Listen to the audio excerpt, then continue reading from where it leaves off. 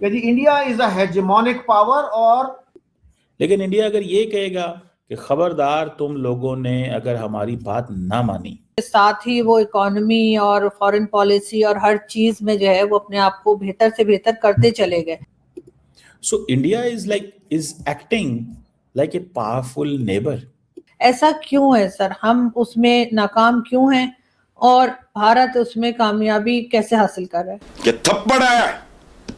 असल में हमारे यहाँ जो है ना आइडियोलॉजिकल कंफ्यूजन बहुत ज्यादा है। हम जो है बहुत से लोग हैं जो डेमोक्रेसी पे यकीन रखते हैं, लेकिन हमारे बहुत से लोग ऐसे भी हैं वो कहते हैं कि डेमोक्रेसी तो बहुत ही गलत निज़ाम है, बल्कि कुफ्र का निज़ाम है। हमारे बहुत से उलमा ये कहते हैं। और दूसरा, हम अपनी कमियों खामियों को खुद एक्सेप्ट नहीं करते। हम उसको ब्लेम करते हैं कि जी देखिए हमारे यहाँ डेमोक्रेसी फेल हो गई, ये अमेरिका की साजिश थी, ये फलां की साजिश थी। We try to explain away things in terms of conspiracy theories. तो ये जो चीज़ें हैं ना, इसमें हमें क्लैरिटी लाने की जरूरत होगी कि डेमोक्रेसी अगर हमारे यहाँ नाकाम हुई है तो हम जिम्मेदार हैं। अगर इंडिया में डेमोक्रेसी चल रही है, बेशुमार और मुल्कों में चल रही है, तो वहां डेमोक्रेसी क्यों फेल नहीं हुई, हम क्यों फेल हुए हैं? देखे ना, इंडिया का इमेज जो है पूरी दुनिया में डेमोक्रेसी की वजह से कितना अच्छा है कि पूरी दुनिया ये मानती है कि India is the largest democracy, सिवाय पाकिस्तानियों के। पाकिस्तानी नहीं मानते, वो कहते हैं जी नाम नहाद जमहूरियत, सो कॉल्ड डेमोक्रेसी। और इंडिया को मेरे ख्याल में फायदा ये हुआ है कि वहां की जो मिलिट्री लीडरशिप है that is subservient to civilian authority. पिछले दिनों कमर चीमा साहब ने इंटरव्यू किया डॉक्टर मुक्तदिर खान का, और एक सवाल उनका ये था कि जी अभी अभी इंडिया में वाइस प्रेसिडेंट की ओथ टेकिंग थी, तो जो मिलिट्री चीफ्स थे, सर्विस चीफ्स थे, वो 6ठी 7वीं लाइन में बैठे हुए थे। तो ये गलत नहीं है, उनको फ्रंट लाइन में होना चाहिए। तो मुक्तदर साहब मुस्कुरा पड़े और कहते हैं नहीं चीमा साहब ये ठीक है, ये इस तरह ही होना चाहिए। सिविलियन जो अथॉरिटी है ना वो उसको सुप्रीम समझना चाहिए, उसको ज्यादा अहमियत देनी चाहिए। ये अच्छा किया है इंडिया ने। अब वहां पे देखिए ना, डिफेंस मिनिस्टर जो है, डिफेंस मिनिस्टर के सामने सारे सर्विस चीफ्स बैठे होते हैं। क्या हमारा जो है डिफेंस मिनिस्टर वो कर सकता है इस तरह की कोई मीटिंग? लेकिन इंडिया अगर ये कहेगा कि खबरदार तुम लोगों ने अगर हमारी बात ना मानी, खबरदार तुम लोगों ने वो ना किया जो हम कहते हैं, तो फिर हम आपकी को फिक्स कर देंगे। ये है मसला। अब बांग्लादेशी क्या कहते हैं कि जी आपने फेवरेट पॉलिटिकल फोर्सेस को सपोर्ट करते हैं, बांग्लादेश के इंटरनल पॉलिटिकल प्रोसेस में इंगेज करते हैं, इंडिया का इससे जो वो आप जो है ना वो ये चीज़ें करते हैं। ये इंडिया के ऊपर वो क्वेश्चन मार्क है कि आप ये काम ना करें, आप एक पॉलिटिकल पार्टी को ना सपोर्ट करें और बांग्लादेश का जो इंटरनल पॉलिटिकल प्रोसेस है उसको सपोर्ट ना करें। वो कौन उधर क्या आ रहा है, फिर रौला किधर है, बॉर्डर के ऊपर मसले हैं।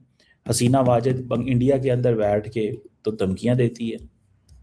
वो कहते हैं बांग्लादेश, वो कहता है इसको वापस करो, वो कहते हैं नहीं करना, जाओ जो करना है कर लो, जाओ जो करना है कर लो, मैं नहीं करूंगा। समझ रहे हैं बात को? जाओ जो करना है तुम कर लो, मैं नहीं करूंगा। अच्छा, ये चीज जो है, ये जो फैक्टर है, जब आप इसको देखते हैं तो बंदा इसको वो देख के परेशान तो होता है कि यार ये क्या हो रहा है और कैसे हो रहा। जो इमीडिएट डिप्लोमेटिक मसले हैं उसमें ये है कि जी वापस करो हसीना वाजिद को, वो कहते हैं हमने नहीं करना। So India is acting like a powerful neighbour. अब हम बड़ा आसानी से कह देते हैं कि जी हमारे ताल्लुकात उस वक्त तक ठीक नहीं होंगे जब तक के मोदी जी प्राइम मिनिस्टर हैं। तो मैं उनसे पूछता हूं कि भाई शास्त्री जी तो जंगी जुनून का शिकार नहीं थे ना, वो तो बहुत ही पुरअमन आदमी थे। तो शास्त्री के दौर में क्यों जंग हुई 65 की? उससे पहले जो है नेहरू थे, उस वक्त क्यों ताल्लुकात अच्छे नहीं थे?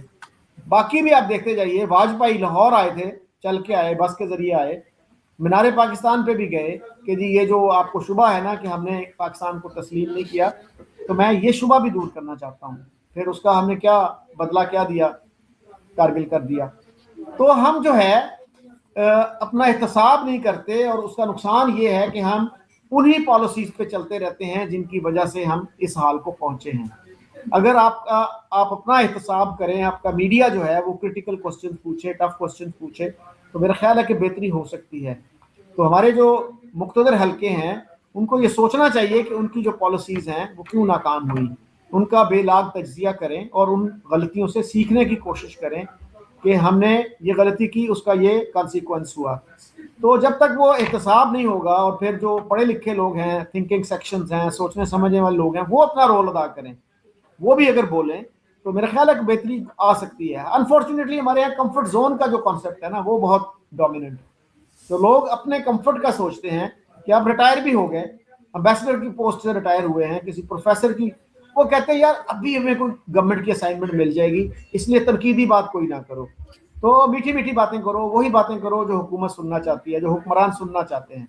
तो उसके बगैर आपको अच्छी पोस्टिंग नहीं मिलती, उसके बगैर आपका जो है ना स्टेटस वो खतरे में पड़ सकता है। तो इसकी वजह से मेरा ख्याल है मुल्क को बहुत नुकसान हुआ है। लोगों को सच बोलना चाहिए और जो चीज़ सही लगे उसको सही कहें, जो गलत लगे उसको गलत कहें। That is the way to improvement.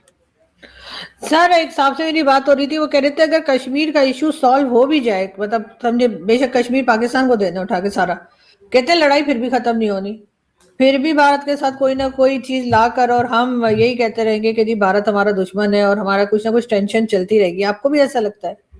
जी बिल्कुल, ये बात दुरुस्त है, क्योंकि कश्मीर मेरे ख्याल में कॉज नहीं है टेंशन का, ये उसका इफेक्ट है।